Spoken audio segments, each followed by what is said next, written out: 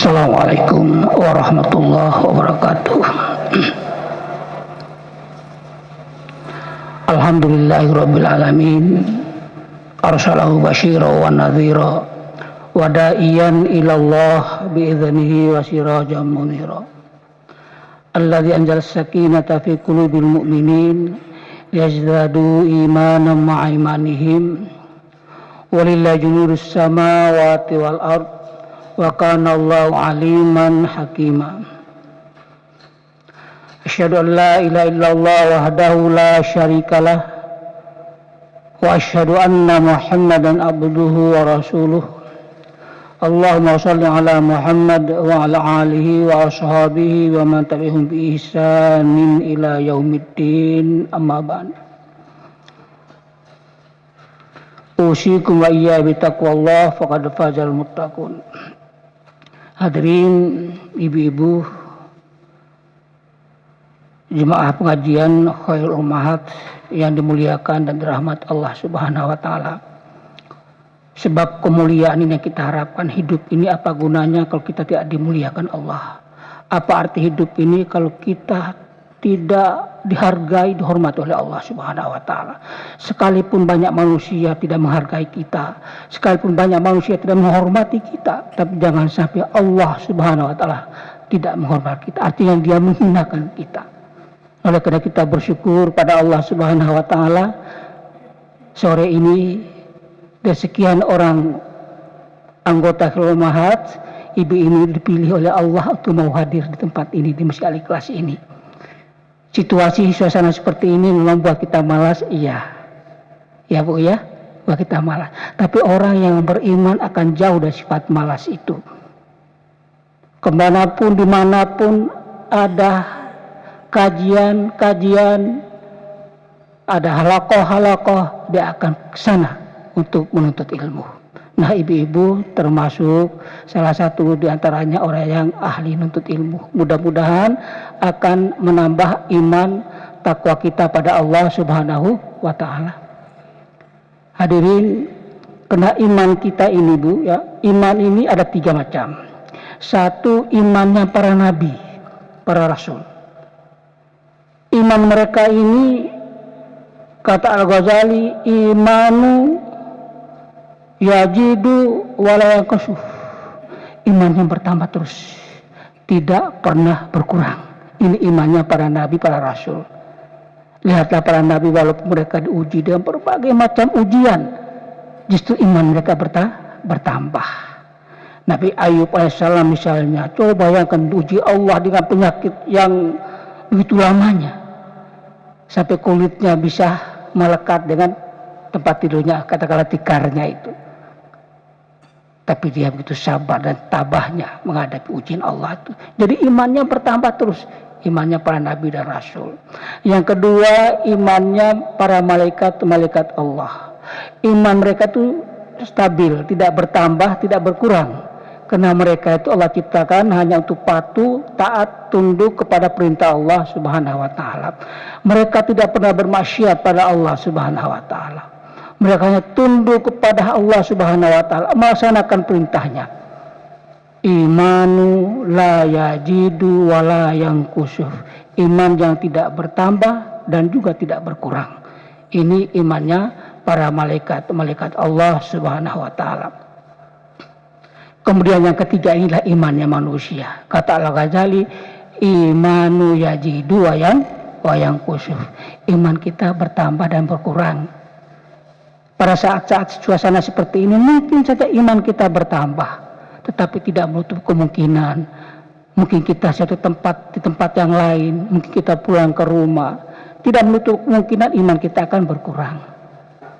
Nah, oleh karena itu kita perlu menjaga kestabilitas iman kita ini.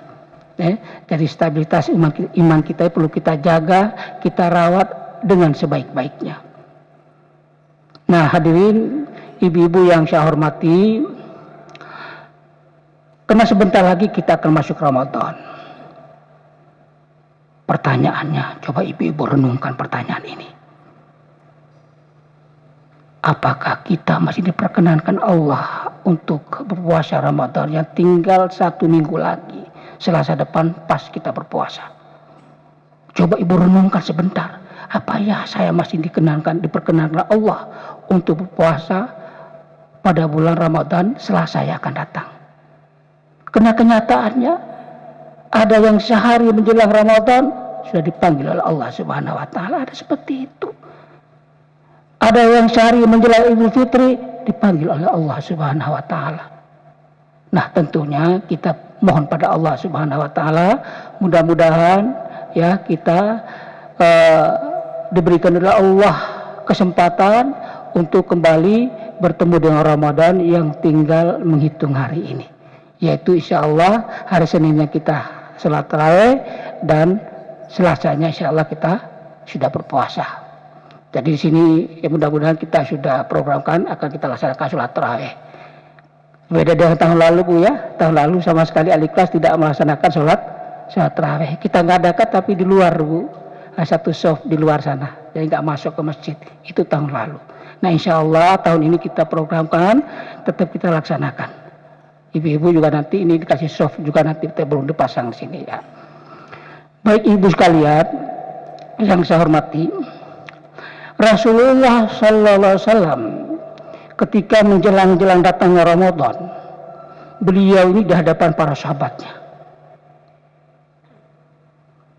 di hadapan umatnya termasuk kita ini. Kalau beliau ada di dekat kita atau di tengah-tengah kita, mungkin dia juga bersabda kepada kita. Sabdanya sudah sering kita dengar. Beliau mengatakan yang pertama, Atakum Ramadan syahrun barakah. Atakum Ramadan syahrun barakah. Datang kepada kalian bulan Ramadan, bulannya penuh dengan barakah. Ibu-ibu sering dengar istilah berkat, ya Bu ya, kata berkat.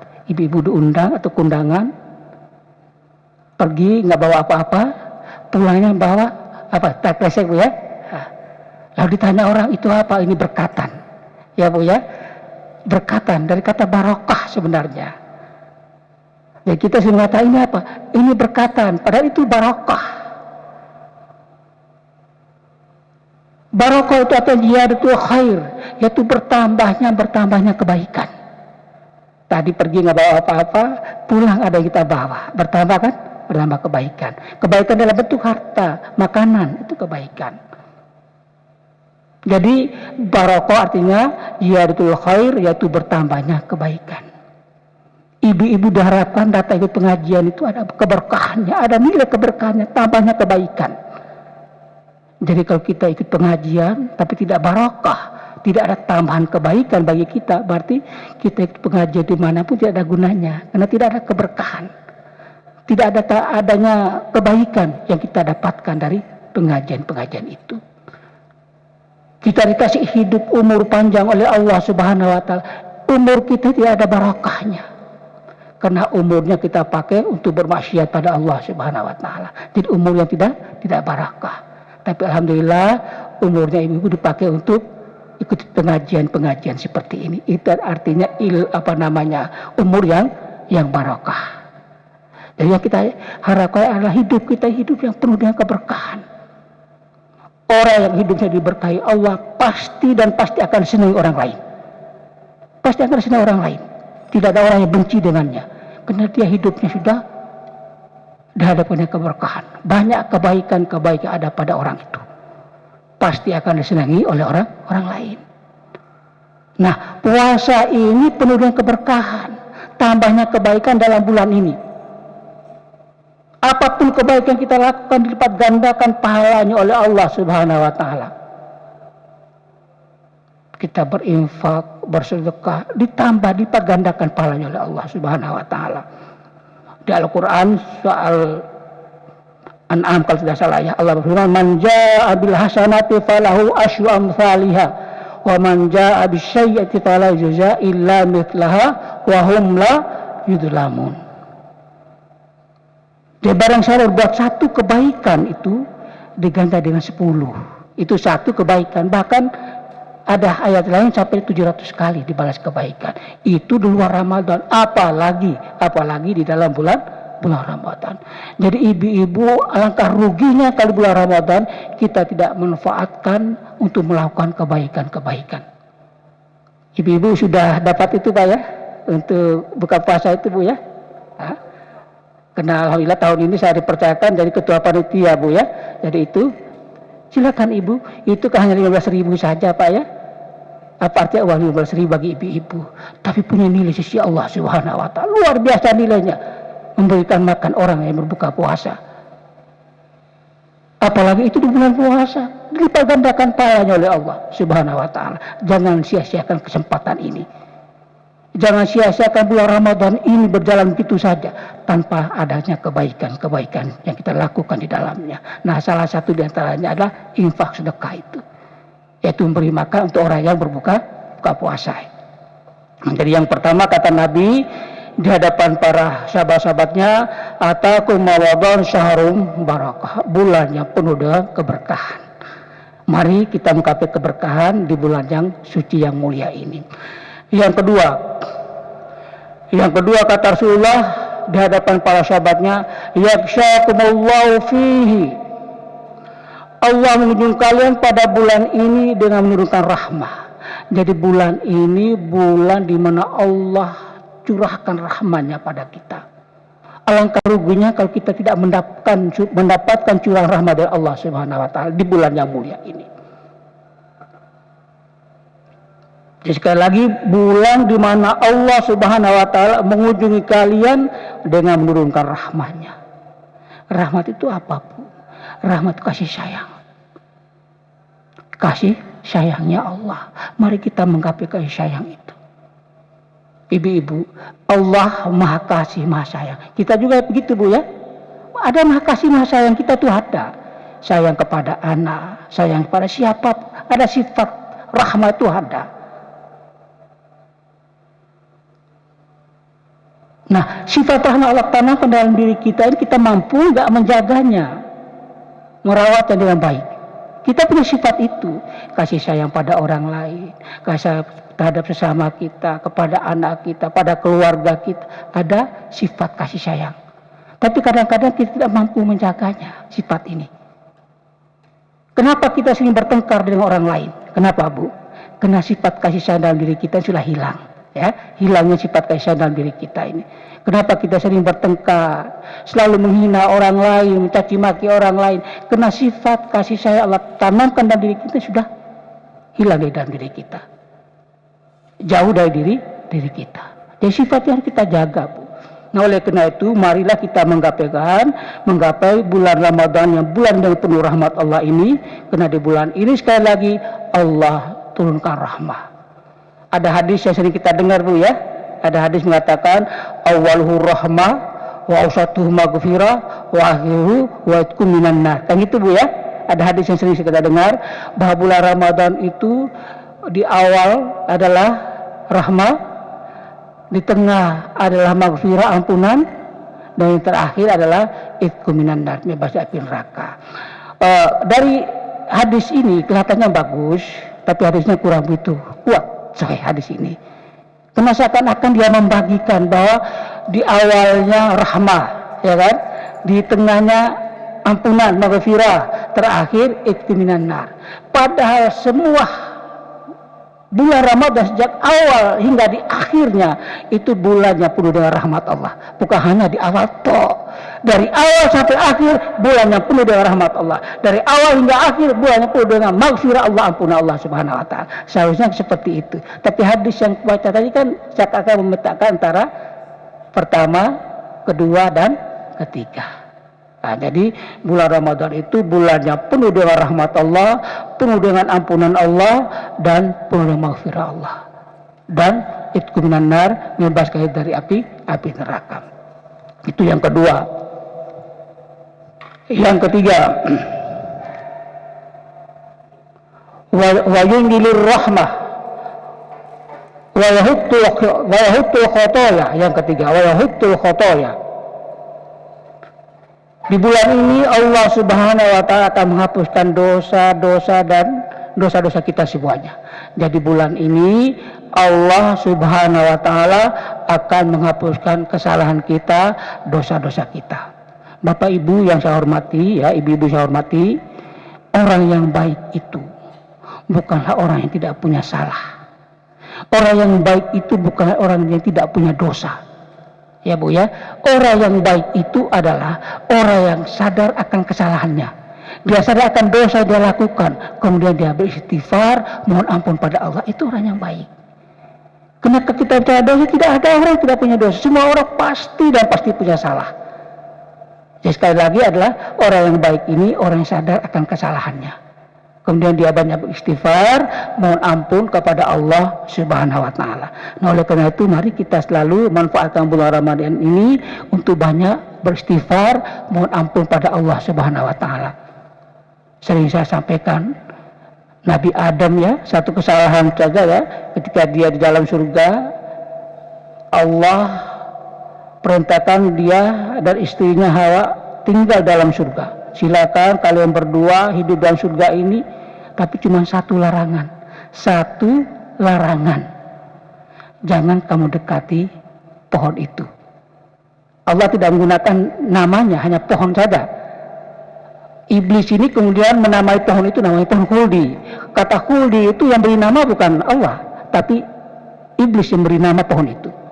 Khuldi itu kekekalan, pohon yang kekal abadi. Kamu dua kalau makan itu, kamu akan kekal di dalam surga selama-lamanya. Namanya pohon khuldi itu yang kita kenal Bu ya. Nah, yang kasih nama itu bukan Allah. Yang kasih nama itu iblis laknatullah. Karena ingin menggoda Adam dan Hawa. Kena satu kesalahan, kesalahannya apa? Kesalahannya melanggar perintah Allah. Dikeluarkan dari surga. Iblis juga melakukan, tidak patuh tunduk kepada perintah Allah, dikeluarkan dari surga. Iblis kan ditempatkan surga juga Bu ya. Nah, ketika Allah perintahkan dia, sujudlah kamu pada Adam, hormatlah kamu, tunduklah kamu kepada Adam, tapi keduanya tidak mau. Iblisnya tidak mau tunduk, karena merasa dirinya lebih mulia daripada Adam dan Hawa. Jadi keduanya tidak mau tunduk kepada Allah Subhanahu wa taala. Jadi perhatikan Bu ya, kalau iblis dikeluarkan dari surga karena tidak melaksanakan perintah Allah. Tapi kalau manusia Bu ya, Adam tadi ya, dikeluarkan dari surga karena menerjang larangan Allah. Untuk jadi orang takwa kan dua-dua ini kan, melaksanakan perintah, menjauhi larangan. Kan dua ini harusnya. Jadi kalau ibu-ibu, kalau kita mampu menjaga diri untuk menjauhi larangan Allah, insya Allah perintah itu akan mudah kita lakukan. Perintah akan mudah kita lakukan. Tapi kita kalau hanya melaksanakan perintah kita laksanakan, larangan Allah kemungkinan kita lakukan. Kita akan menerjang larangan Allah Subhanahu wa taala. Banyak orang sholatnya rajin, ibadahnya tekun, tapi masih juga bermaksiat pada Allah Subhanahu wa taala. Tapi coba lihatlah, ada orang yang dia minta pada Allah hanya supaya Allah ampuni dosanya. Ibu pernah dengar di YouTube kan ada itu. Ada seorang anak yang di Kalimantan Bu ya kejadiannya. Kononnya dia akan menjadi imam ya. Nah, jadi anak ini menceritakan sendiri. Jadi ibunya itu ingin supaya dia jadi hafid Quran. Jadi hafid Al-Quran. Kepingin seorang ibu anaknya bisa hafal Quran. Sama seperti ibu-ibu semua begitu ya. Kepingin punya cucu hafal Quran. Nah, satu saat dia ditanya si ibu ini. Dia mengatakan, saya mohon pada Allah, jangan dulu Allah cabut nyawaku. Saya kepingin sekali anakku ini bisa dihafal Al-Quran. Anaknya dengar permintaan ibunya itu. Permintaan ibunya, anaknya ini dengar. Satu saat, 1, 2 bulan, 3 bulan kemudian anaknya sudah hafal Al-Quran. Sudah hafal Al-Quran. Tapi anaknya gak mau ngomong sama ibunya, karena takut tadi. Ibunya sudah berjanji, jangan dulu engkau cabut nyawaku ya Allah, sampai anakku hafal Al-Quran. Kepingin lihat anaknya hafal Al-Quran. Anak sudah hafal Al-Quran, gak mau ngomong sama ibunya, karena anaknya juga takut. Takut jangan-jangan nanti ibunya dipanggil oleh Allah Subhanahu wa Ta'ala. Nah, tetapi suatu saat di malam ibunya ini bangun sholat tahajud ya. Apa yang dia mintakan? Ya Allah, ampunilah dosaku. Betapa banyak dosa-dosa aku lakukan. Ampunilah dosaku ya Allah. Jika engkau mengambil nyawaku, rohku, asal engkau sudah mengampuni semua dosa-dosaku. Dan yang dia minta itu adalah mengampuni dosa-dosanya. Kalau dosa sudah diampuni, insya Allah dengan sendirinya Bu ya, dia akan dimasukkan dalam surganya Allah Subhanahu wa Ta'ala.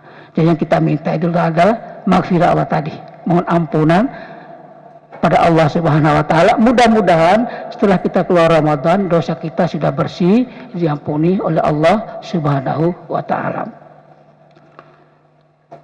Kemudian yang berikutnya yang keempat, wastajibu fihi du'a, dan mengabulkan doa. Jadi doa-doa kita yang kita panjatkan, yang kita mohonkan selama Ramadan itu pasti akan dijawab oleh Allah. Kalau itu kita minta dengan penuh kesungguhan, insya Allah dah yakin doa kita akan dijawab oleh Allah. Saya yakin ibu-ibu kita semua punya masalah sendiri-sendiri Bu ya.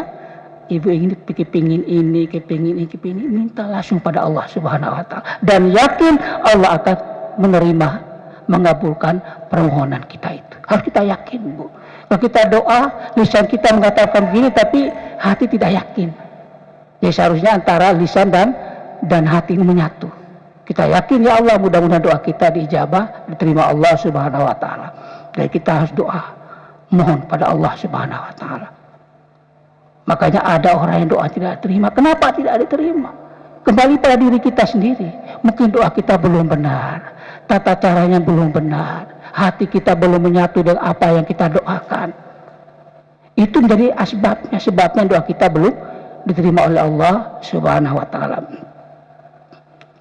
Kemudian berikutnya kata Nabi di hadapan para sahabatnya, yanzurullahu ila tanafusikum fihi. Allah melihat berlomba-lombanya kalian pada bulan ini. Allah melihat berlomba-lombanya kalian pada bulan ini, yaitu bulan Ramadan. Berlomba dalam hal apa? Dalam hal berbuat kebaikan. Ya Allah menyaksikan, itu hambaku lagi berbuat kebaikan, hambaku lagi nolong orang, hambaku lagi bersedekah, lagi sholat duha, lagi sholat tahajud, lagi sholat malam. Dia bangga. Maka di sini dikatakan Allah melihat berlomba-lombanya kalian pada bulan ini. Berlomba-lombanya para hamba-hambanya kita semua ini pada bulan Ramadan dengan banyak kebaikan-kebaikan yang kita lakukan. Mohon maaf Bu ya, mungkin kita selama di luar Ramadan ada kebiasaan kita yang jelek. Mungkin ya Bu ya, ada kebiasaan kita yang jelek, kita nggak tahu. Masing-masing kan ngerti tentang kebiasaan kita yang jelek itu. Mulai bulan Ramadan kita melatih diri yang jelek-jelek itu, kita hilangkan semuanya. Kita biasakan di bulan Ramadan ini. Misalnya ada kebiasaan kita yang tidak pantas, tidak bagus. Kita latih diri untuk menghilangkannya. Nah, pada bulan Ramadan inilah waktu yang tepat untuk menghilangkan kebiasaan kita yang tidak baik itu. Kemudian yang berikutnya,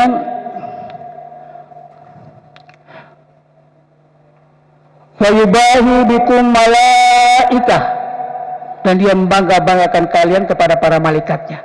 Tadi kita sudah berlomba-lomba dengan kebaikan kan? Dia menyaksikan kita. Kemudian dikatakan bahwa dia membangga-banggakan kita dari malaikat. Katakan dia mengatakan, wahai malaikatku, lihatlah hamba-hambaku itu. Lihatlah hamba-hambaku lagi berbuat kebaikan, lagi berpuasa. Dia bangga di hadapan para malaikat-malaikatnya. Kemudian yang berikutnya adalah farallahu min anfusikum khaira, maka tunjukkanlah kepada Allah hal-hal yang baik dari diri kalian. Ini ya, tunjukkanlah yang baik pada diri kalian. Ya, kita tunjukkanlah yang baik pada diri kalian, pada diri kita masing-masing, kepada Allah. Kita tunjukkan, inilah saya. Kalau saya selama ini sholatnya masih Senin Kamis, insya Allah bulan Ramadan ini tidak lagi seperti itu. Saya akan merubah. Mungkin selama ini duha saya masih belum begitu mulai salat diri untuk selalu melaksanakan sholat duha dan sholat sunnah lainnya. Ibu-ibu yang saya hormati, kita ini menjadi mulia di hadapan Allah itu bukan kewajiban kita lakukan, bukan hal-hal yang wajib, ya Bu ya, bukan hal-hal yang wajib. Kalau bicara wajib, semua orang kerjakan, semua orang sama saja Bu wajib itu. Misalnya puasa, sholat, puasa, zakat, dan lain sebagainya, hal-hal yang wajib itu semua orang kan sama Bu. Jadi kemuliaan kita ini ditentukan oleh hal-hal yang sunnah, hal-hal yang sunnah. Ada 2-3 orang sama sholatnya, sama puasanya, zakat dia lakukan, dia berbuat baik, tapi yang satunya tiap malam dia bangun sholat tahajud, yang satunya tidak. Berarti yang sholat malam, sholat tahajud ini, setiap malam dia bangun sholat tahajud, dialah lebih dimuliakan oleh Allah Subhanahu Wa Taala. Kualitas dia di hadapan Allah itu lebih dibandingkan dengan yang satunya, kan gitu ya. Jadi untuk mengukur seorang itu lebih baik daripada yang lainnya adalah hal-hal yang sunnah Bu, hal-hal yang sunnah. Ada ibu yang aktif ikut pengajian seperti ini, beda dengan ibu yang tidak pernah ikut pengajian. Di hadapan Allah, di mata Allah itu berbeda. Orang yang aktif ikut pengajian dan orang yang tidak aktif ikut pengajian, di hadapan Allah itu berbeda. Kualitas nilai orang di hadapan Allah itu berbeda. Ada orang yang sering melakukan hal-hal yang sunnah, semua sunnah dia lakukan. Ada orang yang mengabaikan yang sunnah, dia hanya mengerjakan yang wajib-wajib saja. Tentu beda. Jadi sekali lagi ibu-ibu, kemuliaan kita ini kena hal-hal yang sunnah tadi yang kita lakukan, bukan yang wajib. Yang wajib semua orang nggak bisa lakukan, kan gitu Bu ya. Nah, kemudian yang berikutnya, fa inna syaqiyya man hurrima fi rahmatullah. Karena orang-orang yang sengsara adalah orang yang tidak mendapatkan rahmat Allah di bulan ini. Orang yang sengsara adalah orang yang tidak mendapatkan rahmat Allah di bulan ini, yaitu di bulan Ramadan. Dia berada di bulan Ramadan, dia berpuasa dan melakukan berbagai macam kebaikan, tapi Allah katakan dia dikatakan orang sengsara karena tidak mendapatkan rahmat Allah. Apalagi tidak melakukan puasa sama sekali.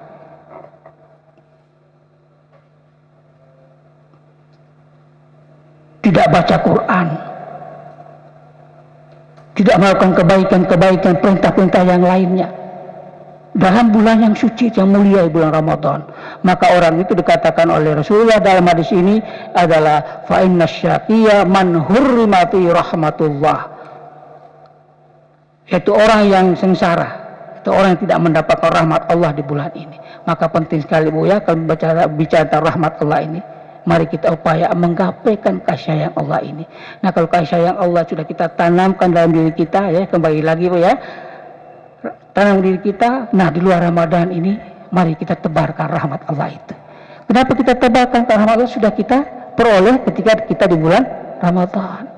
Maka di luar bulan Ramadan mari kita tebarkan kasih sayang sama kita. Jangan sampai ada jemaah akhirul mahat tapi saling saling gontok-gontokan gitu misalnya gitu ya. Menceritakan kejelekan yang satu dengan yang lainnya, misalnya seperti, jangan sampai itu terjadi. Apa gunanya Bu kita ikut pengajian, sholat 5 waktu tidak pernah ketinggalan, sering ikut pengajian, sering baca Quran, tetapi kalau tidak pandai menjaga lisan ini Bu ya, jangan harap akan masuk surganya Allah Subhanahu Wa Taala. Karena untuk masuk surga itu hablumillah kita baik, iya, hablumillah Bu ya. Tapi hablumillah itu harus baik, dua-duanya. Atas bawah hablumillahnya baik, minannasnya juga baik. Dua-duanya harus baik. Hanya hablumillahnya baik, tapi minannasnya kurang bagus, jangan harap surganya Allah Subhanahu Wa Taala. Dua-duanya baik. Bahkan orang muslim yang baik tidak hanya hablumillah saja, binatang sekalipun kita berbuat baik kepadanya. Binatang Bu ya. Ada seorang wanita, dia akan masuk ke dalam nerakanya Allah karena tidak memberi makan pada kucing. Dia mikat kucing, tidak memberi makan pada kucingnya. Ya, kalau ibu mau pelihara dia, ya harus kasih makan kucing itu. Dia tidak beri makan kucing itu, akhirnya dia dikatakan oleh Rasulullah akan masuk ke dalam nerakanya Allah Subhanahu Wa Taala. Itu kucing, itu bayangkan. Binatang, apalagi kalau manusia. Nah, oleh karena itu hadirin, marilah kita upayakan supaya dalam bulan yang suci ini untuk menggapai rahmatnya Allah Subhanahu wa Ta'ala. Sebelum saya teruskan, mungkin sampai di sini, ibu-ibu ada yang mau tanya, silakan dulu Bu ya. Nanti kalau tidak ada, mungkin saya boleh teruskan berarti tentang keistimewaan bulan Ramadan, keistimewaannya. Tapi kalau tidak ya, lebih baik kita komunikasi aja, ya tanya jawab. Mungkin ada yang bertanya, silakan Bu ya. Nah, jadi kita enak buka tanya jawab ini. Nanti ada yang bertanya, saya kepingin ada ibu yang bisa jawab, itu bagus ya. Jadi ada yang bertanya, ada yang bisa jawab, silakan. Saya kira gitu Bu. Silakan, mungkin ada yang ingin. Ada yang mau ditanya Ibu? Monggo.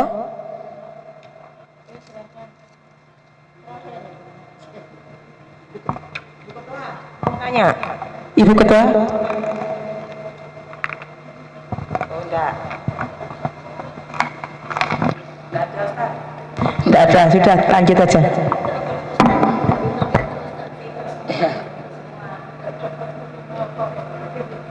Ini sampai jam berapa ini biasanya? Jam 5, berarti masih cukup ya. Baik ibu-ibu sekalian, kita lanjutkan. Kalau nggak ada yang bertanya kan, nah, kita lanjutkan tentang keistimewaan bulan Ramadan. Istimewaannya apa sih istimewanya bulan Ramadan?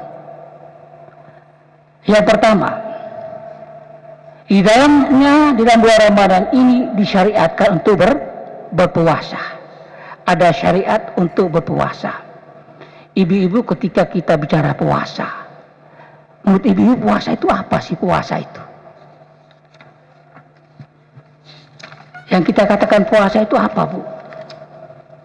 Ketika mendengar kata puasa, kalau puasa itu kita definisikan hanya menahan makan minum dari terbit fajar hingga tenggelam matahari, orang non-Islam pun bisa melakukannya.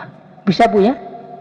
Kalau pengertian puasa seperti itu, orang di luar Islam pun bisa melakukannya, hanya menahan lapar dan dahaga.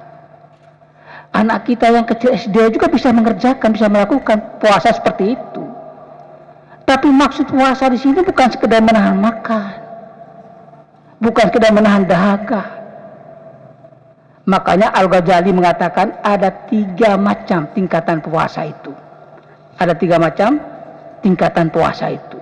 Yang pertama, kata Al-Ghazali dalam kitabnya Ihya Ulumuddin ya, beliau mengatakan puasa itu terbagi menjadi 3. Yang pertama adalah puasa yang sifatnya umum, puasa umum. Yaitu puasa yang hanya menahan lapar dan dahaga tadi Bu ya. Itu puasa yang sifatnya umum, semua orang bisa melakukannya. Orang luar Islam pun bisa mengerjakannya kalau pengertiannya hanya menahan lapar dan dahaga. Maka Al-Ghazali mengatakan yang kedua adalah puasa yang sifatnya khusus. Puasa sifatnya khusus adalah menjaga pendengaran, penglihatan, perkataan, perbuatan, dan berbuat dosa, durhaka kepada Allah Subhanahu wa Ta'ala dan kepada siapapun. Jadi tidak hanya menahan makan minum, tapi bagaimana pendengaran kita. Kita puasakan pendengaran kita ini dari mendengar hal-hal yang tidak pantas untuk didengarkannya. Kemudian penglihatan kita bagaimana menjaga mata ini untuk melihat sesuatu yang tidak pantas untuk dilihatkan. Mata puasa namanya. Jadi yang kedua ini puasa khusus adalah semua anggota tubuh kita juga turut berpuasa. Tangan kita berpuasa. Kita sering mukul orang misalnya Bu ya. Bulan puasa jangan mukul orang. Kena tangan puasa. Ya, tangan kita juga ikut berpuasa. Kaki kita juga demikian. Harus berpuasa, artinya tidak melangkah ke tempat-tempat yang tidak baik. Jadi semua anggota tubuh kita juga turut berpuasa. Nanti ada pertanyaan, kalau misalnya ada orang berpuasa, tapi masih ngomong yang tidak baik, yang tidak pantas disampaikan, dia tidak pandai menjaga lisannya, dia tidak pandai menjaga matanya, apa puasanya batal atau tidak Bu? Puasanya tidak batal, puasanya tetap sah.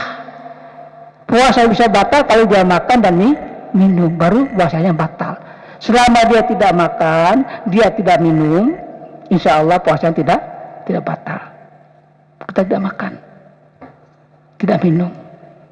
Tapi kalau sebaliknya dia makan dan minum, berarti batal puasanya. Tapi kalau dia tidak pandai menjaga matanya, menjaga tangannya, menjaga anggota tubuh yang lain, puasanya tidak batal, tapi nilai puasanya akan sangat berkurang sekali. Bahkan dia dikatakan tidak mendapatkan apa-apa dari puasanya itu. Hanya haus dan dahaga saja dia dapatkan. Kenapa? Karena tidak pandai menjaga indranya, matanya, kakinya, tangannya, dan lain sebagainya itu. Dia pandai untuk menjaganya. Di puasa yang kedua ini adalah puasa khusus, kata Imam Al-Ghazali. Satu umum, yang kedua khusus. Dan yang ketiga kata beliau, puasa khususul khusus. Tadi satu umum, dua khusus, ketiga puasa khususul khusus. Yaitu puasa hati. Ini yang berat, Bu. Puasa hati ini ya. Puasa hati dan jiwa daripada himmah soal keduniaan. Himmah itu apa? Ada orang yang punya keinginan yang berlebihan soal dunia.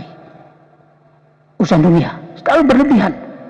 Ibu-ibu, kalau orang puasa yang ketiga ini, di siang hari jangan membayangkan nanti saya buka pakai apa ya. Gini, tidak pernah mikirin itu. Hati itu puasa masalahnya. Karena hatinya berpuasa. Tidak pernah memikirkan bagaimana nanti buka apa, makan apa. Tidak terpikirkan. Karena puasa seperti yang ketiga ini adalah puasanya para nabi Rasulullah Subhanahu wa ta'ala. Dan orang-orang yang soleh. Kalau kita mungkin masih belum mampu, ya. Kita siang hari aja sudah mikir macam-macam. Nanti masak apa, Bu, ya. Nah, berarti kita belum pantas untuk yang ketiga ini. Istilahnya puasa hati. Nah, ini memang hanya untuk para nabi, para Rasul Allah Subhanahu wa ta'ala. Itu macam-macam derajat puasa. Ya, paling tidak kita yang kedua tadi, Bu, ya, jangan yang pertama hanya menahan makan, tapi yang kedua tadi itu, yaitu menahan semua panca indera kita dari hal-hal yang mengurangi nilai ibadah puasa kita.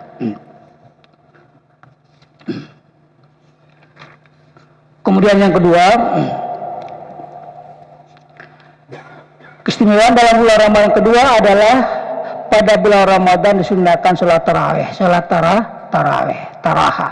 Kata tarawih itu kata taraha, itu istirahat. Kalau kita kan sholatnya seperti gini, Pak, ya. Ke zaman Nabi sholat, kemudian dia berhenti sebentar, dia minum, dia makan, duduk, istirahat dulu, dia lanjutkan lagi seperti gitu. Ke zaman Rasulullah. Dan kita kan dilanjutkan terus kan, maka kita sebut dengan istilah tarawih, kata taraha, istirahat. Tapi Rasulullah sering menyebutkan dengan kata qiyamul lail, sholat malam. Maka Rasulullah mengatakan dalam hadisnya, man qama ramadanan imanan wa ihtisaban ghufira lahu ma taqaddama min dzambik. Bangsa mendirikan sholat malam pada bulan Ramadan, atau kita sebut dengan tarawih tadi, ya, karena iman dan mengharapkan pahala dari Allah, bisa diampuni dosa-dosa yang telah lalu. Jadi kita mendirikan sholat malam, sholat tarawih karena iman dan mengharapkan pahala dari Allah Subhanahu wa ta'ala. Maka Pak, insya Allah dosa-dosa kita diampuni oleh Allah Subhanahu wa ta'ala. Jadi kita sholat hanya mengharapkan pahala dari Allah Subhanahu wa ta'ala. Ini pada tingkat kita, Bu, ya, pada tingkat kita mengharapkan pahala. Tapi kepada tingkat orang tertentu yang sudah tinggi kualitas tingkatnya, para nabi, para rasul, bukan lagi mengharapkan pahala, Bu, ya, bukan mengharapkan pahala, tapi mengharapkan ridhanya Allah Subhanahu wa ta'ala.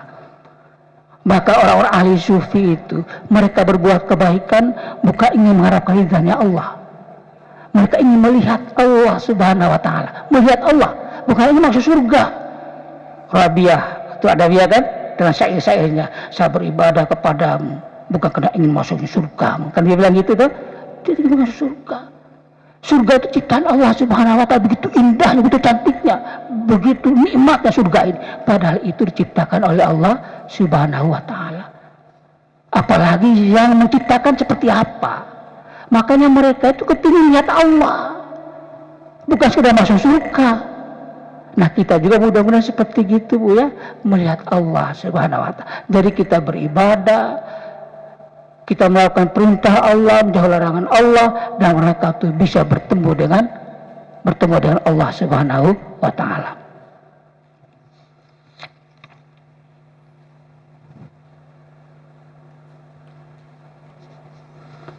Kemudian yang berikutnya, keistimewaan bulan Ramadan adalah ia merupakan bulan yang bertaburan doa para malaikat. Nah, di bulan Ramadan ini bertaburan doa-doa para malaikat Allah. Ibu-ibu, kalau ada yang mendoakan ibu-ibu, kira-kira senang enggak, Bu?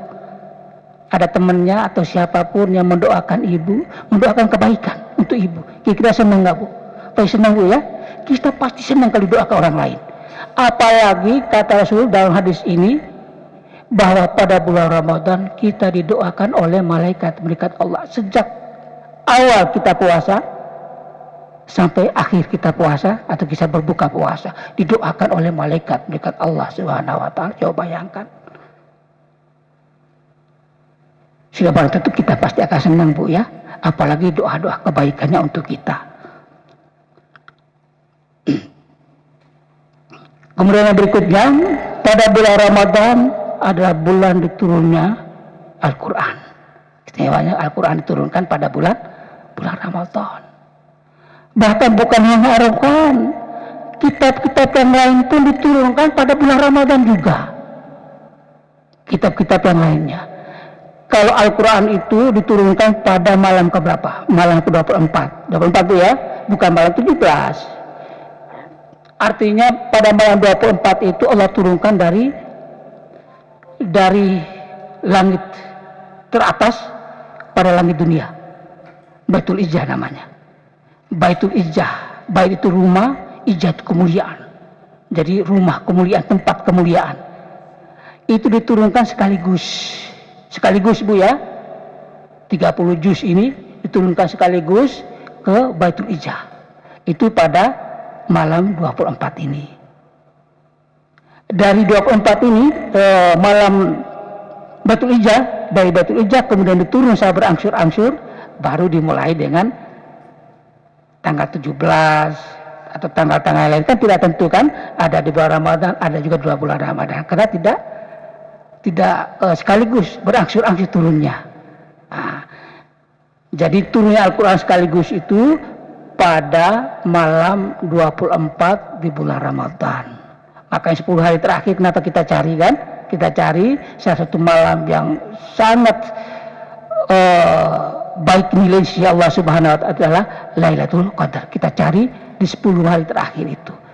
Kata Nabi, dia akan berada di hari-hari yang ganjil, atau malam-malam yang ganjil.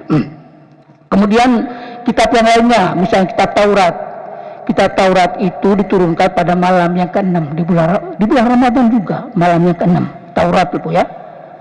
Kemudian Injil itu pada malam yang ke-13 bulan Ramadan juga. Kemudian Zabur pada malam yang ke-18, kitab Zabur pada malam yang ke-18 di bulan Ramadan juga. Jadi bulan Ramadan bulan penuh kemuliaan, karena di dalam bulan inilah turunnya kitab suci Al-Quran. Nah, oleh karena itu hari ini ibu-ibu yang saya hormati, mudah-mudahan nanti ada tadarus Bu ya, ada tadarus Al-Quran di sini kan. Biasanya pagi hari Bu ya, nanti diatur supaya mudah-mudahan ada tadarusnya. Manfaatkan waktu untuk ya Bu ya. Saya subuh bisa ngaji Bu ya, manfaatkan waktu itu untuk ngaji Bu ya. Jangan sampai kita biarkan waktu Ramadan ini berlalu gitu saja tanpa adanya ngaji. Ibu-ibu, saya yakin dulu mah pasti ngaji juga. Tapi kalau ngaji sendirian cepat malas Bu. Karena setan akan mudah datang menggoda kita. Biar cepat selesai ngajinya. Tapi kalau ngaji terus bersama, insya Allah ya akan sampai 1 jam, 2 jam, tidak akan bosannya ya. Karena kita ngaji bersama-sama. Mudah-mudahan ya habis subuh sudah mulai Bu. Saya kira sudah sampai di situ ya. Masih banyak sebenarnya sini ya. Keistimewaan atau keutamaan bulan puasa bulan Ramadan. Tapi saya kira sudah cukup apa yang saya sampaikan. Tapi mungkin ada ibu yang bertanya, silakan. Ya Bu.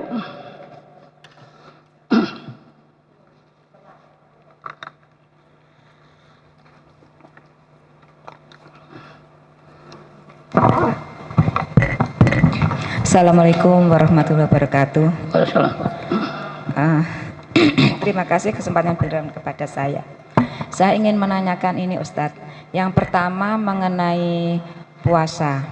Untuk puasa Ramadan ini kalau tidak salah insya Allah mulai hari Selasa ya Ustadz ya.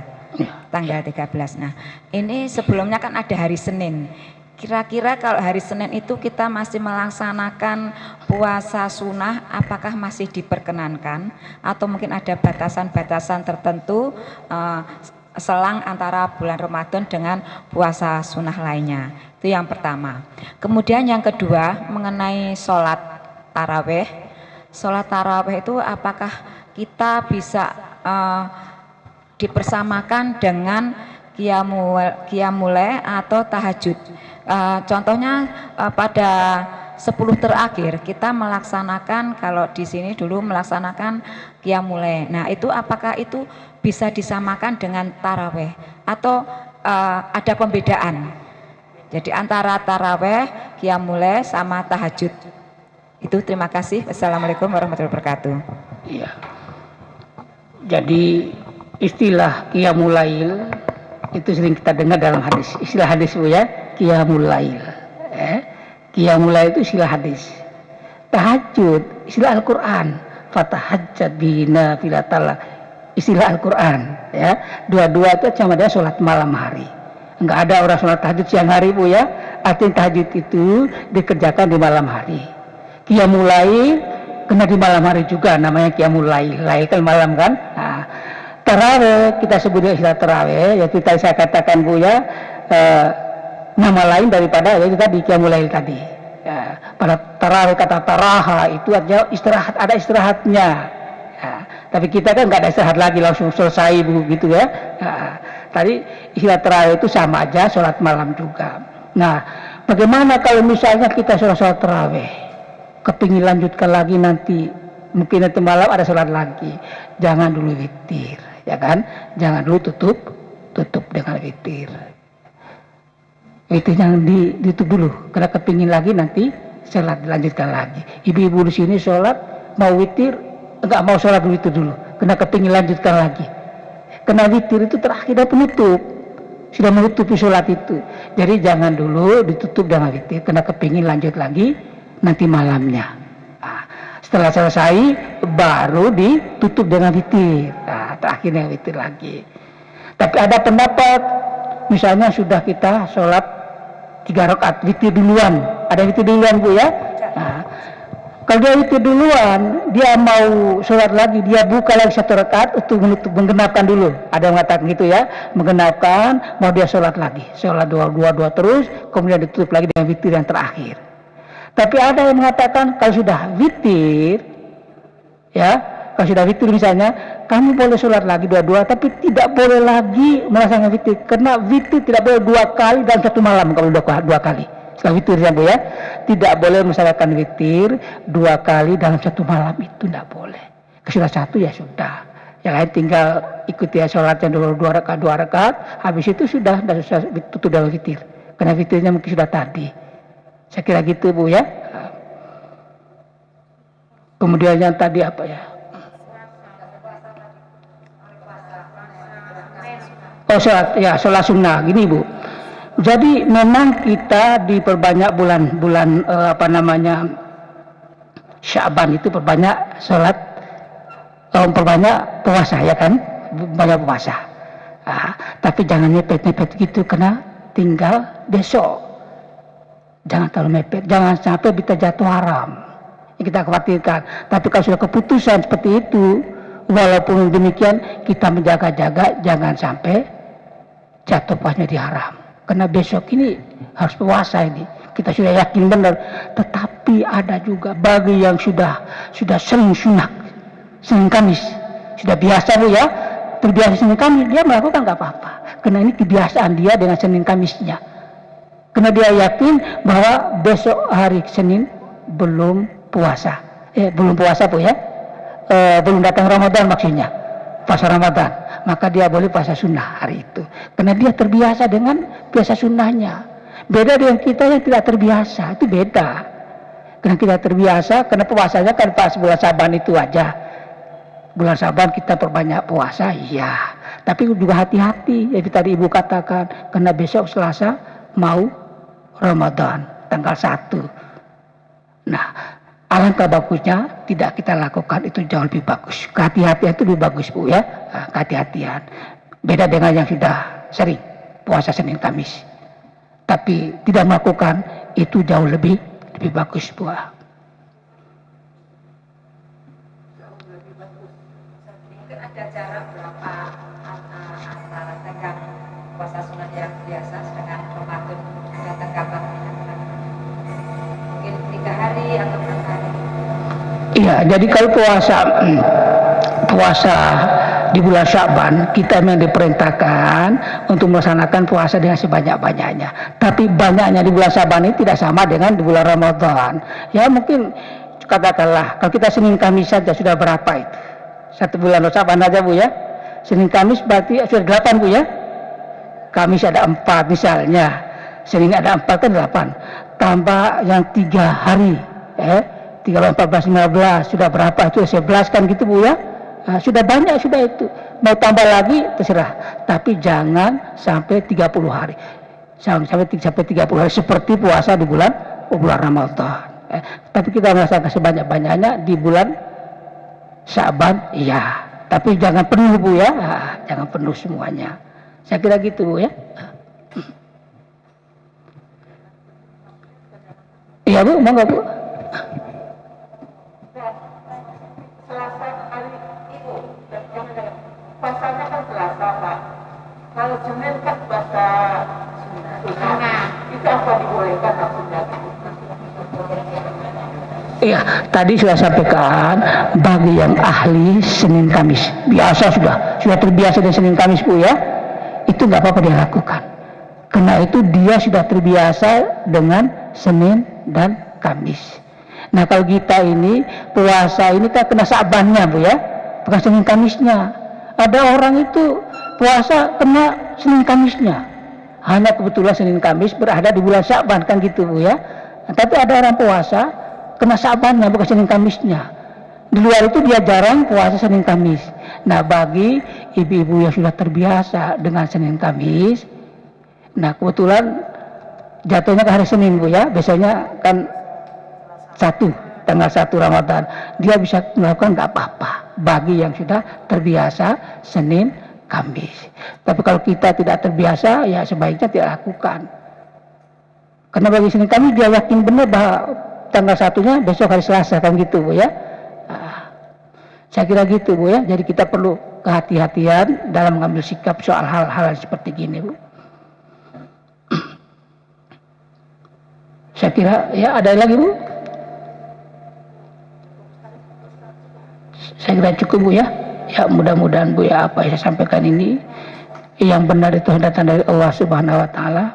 Sebagai manusia tentu tidak luput dari khilafan, kekeliruan. Oleh karena itu kita mohon pada Allah, mudah-mudahan ya Allah pertemukan kami dengan bulan Ramadan yang tinggal hitung hari ini. Apa arti hidup kami yang tinggal beberapa hari ini? Lalu kami dijauhkan dari atau tidak dipertemukan dengan Ramadan yang tinggal beberapa hari ini. Oleh karena kita mohon pada Allah, pertemukan kami dengan bulan yang penuh dengan kemuliaan, bulan suci ini ya Allah. Rabbana dhalamna anfusana wa illam taghfir lana wa tarhamna kunanna minal khasirin. Rabbana la tu'akhidna nasina wa akhtana. Rabbana la tahmil 'alaina isran kama qablina. Rabbana la tuhammilna ma la taqata lana bihi wa'fu 'anna waghfir lana warhamna anta maulana fansurna al-qaumul kafirin. Rabbana atina fid dunya hasanah wa fil akhirati hasanah wa qina adzabannar. Walhamdulillahirabbil alamin. Assalamualaikum warahmatullahi wabarakatuh.